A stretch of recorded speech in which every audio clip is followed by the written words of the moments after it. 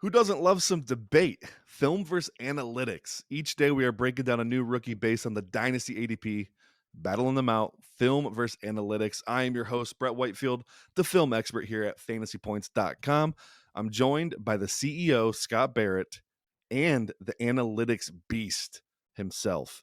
If you're interested by the things you hear today, be sure to check out my 2024 prospect guide, which is dropped on the site, and we are adding profiles every single day from now until the draft. Also, check out Scott Barrett's model series where he's breaking down each position from an analytics standpoint. I think the wide receiver article was 16,000 words. Be sure to get your hands on that. Today, we are talking about Florida State running back Trey Benson. So, without further ado, let's get after it. Scott, running back discussions. You know how I love these. Yeah, well, I feel similarly because so much is dependent upon draft capital and landing spot, two things we don't yet know the answers to. But I'm actually excited to talk about this running back I like Ooh, quite a bit more than you, which is Trey Benson. what do you mean you like quite a bit more than me? What do you Um, mean? there's a difference in our rankings, and I have him higher. Okay. He's fractionally off of my running So, back it line. sounds like something someone who knows they're about to get their ass whooped in the debate Ah, says. maybe. I mean, I just don't think you're going to say anything I disagree with, but we'll see. We'll Right. see. Okay. Why Okay. don't you start us off? Give us the All right, wave analytical. the white flag before I even start. Sounds good. All right.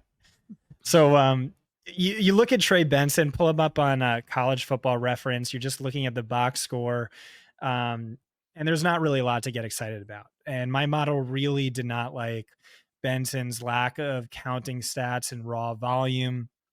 He was always stuck in a committee, worse yet, a committee alongside two other UDFA tier players. He eclipsed 20 touches only once in his career, minimal passing down involvement, so questionable PPR upside, which is why Jonathan Brooks ranks ahead of him in my rankings. But he's my RB2, and it's a close RB2, and I really like him. And here's why. He is the best single season in PFF college history by missed tackles forced per touch. And since 2014, that's PFF college history, leads all Power 5 running backs in career missed tackles forced per touch. That's my favorite stat. That's the most predictive stat. So that's crucially important. That's huge. I will say there is a little bit less certainty here due to the low volume. For instance, if you just remove one game from his career, which came against Duquesne, like I didn't even know that he had a football team where he had 19 missed tackles. And like honestly, it might have just been like a typo by PFF's charter. If you remove that one game, he falls from best ever, like I said, to like, I don't know, 89th, 93rd percentile. So again, like lesser certainty due to the low volume, but still, you look at the names on either list, and it's just riddled with the best runners in all of the National Football League right now. I know we usually get to comps later, but I wanted to bring mine up now. I Oh, think realistically, he's somewhere around Kenneth Walker. That's his athletic clone. They look exactly identical. Or Javonte Williams or oh, Khalil Herbert. But here's my upside comp. With Brooks, the upside argument was, well, maybe he can be 90% of Bijan Robinson because he looked like analytically 90% of Bijan Robinson last year with Texas. With Benson, it's, well, maybe he's somewhere similarly high on the Nick Chubb spectrum. And I find this argument to be pretty compelling. Benson is an extremely high level athlete, 88.3 spork, best tackle breaker in PFF college history. He's the best home run hitter in the class, leads in percentage of carries, gaining 15 or more yards. Balancing both points, Benson easily leads the class in yards per carry when contact was initiated at or before the line of scrimmage, or yards per carry when contact was initiated after the line of scrimmage. And so, like everything I just mentioned right here, these are all the traits one would think of when they think of Nick Chubb. These are exactly the sort of stats that Nick Chubb and only Nick Chubb dominated in every year over the past X years. And so, yeah, maybe Benson appears to offer the best of all possible worlds as a runner. Maybe he really is elite. Unfortunately, the thing we're missing is raw volume. We're missing uh, the pass catching upside. But he does have that hint of greatness as a runner. So I do see high end workhorse potential for Benson right out of the gates with a little upside for more than that. Your This is rebuttal. this is awkward Uh oh. 'cause I think you might be selling him short, actually. What? What? Says the guy who this is like what Eminem did in 8 Mile. Like you can't do that. You can't I'm completely taken off guard. This is your RB4, Brett, right? No, my RB3, but like I said on the Brooks call, our Brooks show, my top 3 guys it's a really tight cluster. Like they're fractionally different. Mhm. But anyways, when I look at Trey Benson, the first thing that pops out is, wow, this guy's big and he's athletic. So he's got bell cow size, and the dude can absolutely move. Home run hitting potential. He's got really good burst for his size too. When you say Nick Chubb, I see what you're saying. Like the running style, his ability to just shuck guys off of him at will. Got a little wiggle to him as well. Yeah, I see all that for sure. But what I don't think you're accounting for is I think he can be an effective pass down player. Like, and I know is the volume stinks, right? Like it's hard to project good pass down volume when his college volume was so bad. So, but man, when you watch him actually go out and run routes, he looks good, especially for how tight hipped he is. He's explosive in and out of his breaks. He's got really natural soft hands, really positive stuff. I think he's excellent in pass pro too, right out of the gate. I especially like him blocking out on the edge. If he comes up and picks up like a blitzing safety or linebacker, he has the footwork and speed to run them around the corner, around the arc, keep his quarterback clean. I think he's potentially bell cow worthy day one in the NFL. Like he's got that complete of a skill set. I mentioned the burst, but I want to re-mention it. It's really good for a guy that size. You give him a crack, he has the explosiveness to make you pay for that. So, really, really like that about him. Some downsides: he's got a really upright running style. He's tall. I think he's 6'1", and he runs high.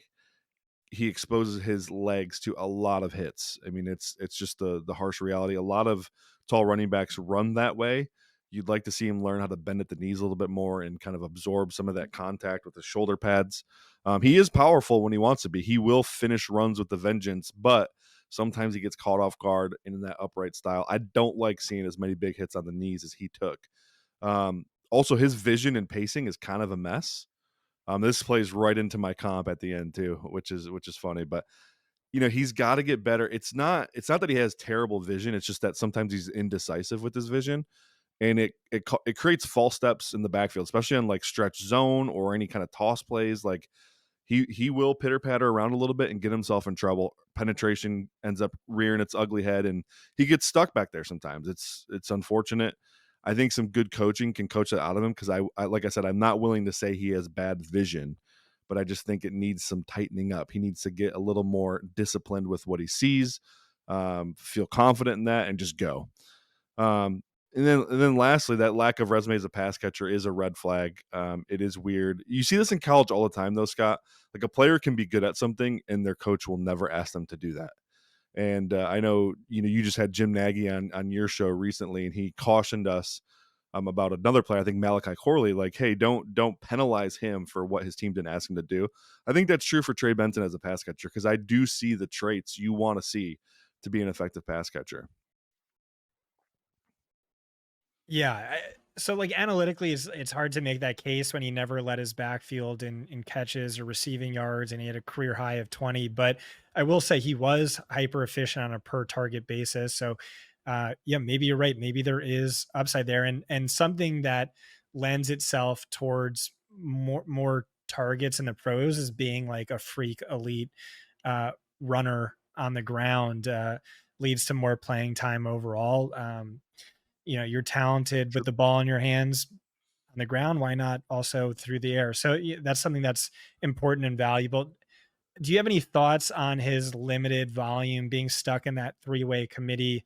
Um, the NFL mock draft cognoscenti has occasionally hinted at scheme stubbornness by the head coach, implying and it was sort of just foolishness on his part. But obviously, yeah, that was a big concern for my model. Do you have anything to say about that, or for you, is it just, well, I just graded the plays I looked at and he looked awesome? I mean, both. Yeah, I scored the plays I watched, which was all of his snaps. But ultimately, like you always have to remember, like these coaches have to juxtapose recruiting. They have that in the top of their mind. If they have, other high recruits coming at running back, they don't want them to leave, so they got to get them involved, even if they have a stud like Trey Benson. And also, just because, like, let's play devil's advocate and say there's a running back on that roster right now that is better than Trey Benson. That could very well be true, right? That doesn't preclude Trey Benson from being awesome. It just means there might be somebody better. We had this conversation. I guess technically we haven't yet, but I think over a call we did with Will Shipley. Clemson's running back Arma that they have coming out next year is a better player than Will Shipley. That does not mean Will Shipley can't be a good player, right? Like he's still a good prospect. So Just to Trey clarify, these are two projected UDFAs. Like these are absolute nobodies, which are honestly look made me more nervous. But it could have just been coaching stubbornness. are they? They're not in the draft this year though, right? No. Yeah, so we have no idea. One of those guys could go off for 1,500 yards next year, and the whole conversation is different. But, um, anyways, point remains that coaches do silly things. They have to balance, all these weird thoughts. Maybe there was a point in the season two where it looked like they were going to go on a natty run. So maybe he was thinking about Trey's longevity, keeping hits off of him, stuff like that. I mean, there's a million reasons coaches do weird things. So I don't put a ton of thought there. All right. Well, what are your comps, Brett? I gave you mine already. Yeah, you went Nick Chubb. I'm going Melvin Gordon. I think the pass catching upside is there for him. So I'm going with a guy similar running style to Chubb. I know Chubb's a little bit more violent than Gordon was, but Gordon was a dude to bring down. Really, really tough tackle, and he had that burst and explosiveness that I think Benson also has. A little bit upright of a running style. Didn't do much as a pass catcher in college, then got to the NFL and turned into a 50 plus ball a year kind of guy. I I just can't help but see it. They look very similar to me. So, and also the vision concerns I have too with Benson aligned directly with Melvin Gordon. His vision wasn't always the crispiest. He liked to freelance a little bit, but when he was disciplined and just went and got it, he got it done. So, I feel strongly about this one. I like the Melvin Gordon comp. Yeah, I like that too. Nice explosive element to his game, bigger size. I just wanted to clarify my upside comp was Nick Chubb, which was really just like the archetype for highest end workhorse that you could ever imagine. Kenneth Walker, but I might like the Melvin Gordon one more due to yeah, I think I like that more. Okay, I think that's it. Dynasty ADP. Yeah, I love this. I love this pick right now pre-draft because I think he's going to be one of the top two running backs drafted. I think he's going to get a really good landing spot. Like, who are the teams likeliest to be drafting one of the top two running backs? It has to be one of the most desperate teams. It has to be a Cowboys, a Chargers, a Giants, a Panthers. So I'm pretty confident both Brooks and Benson see their ADP rise after the draft, and they're two players I like. So yeah, I like me some Trey Benson at this pick. Your thoughts, Brett? Yeah, I think at the end of the day, Benson is going to be the first running back selected next week. Um, I think probably he lands in Dallas or New York, and I think slam dunk spots for him there. So, yeah, if he goes to either of those spots or even LA, I think maybe he gets into the first round ADP.